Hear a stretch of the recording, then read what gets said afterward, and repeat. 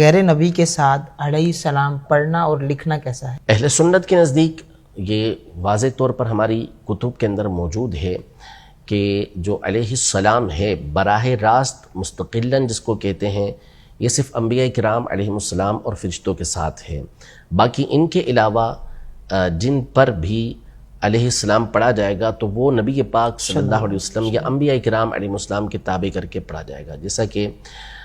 کسی بھی ہستی پر، چاہے وہ اہل بیت اطہار میں سے ہوں، چاہے دیگر صحابہ کرام علیہم رضوان میں سے ہوں، آپ سلام بھیجنا چاہتے ہیں تو یوں کہیں گے کہ علی نبینا و علیہ السلام،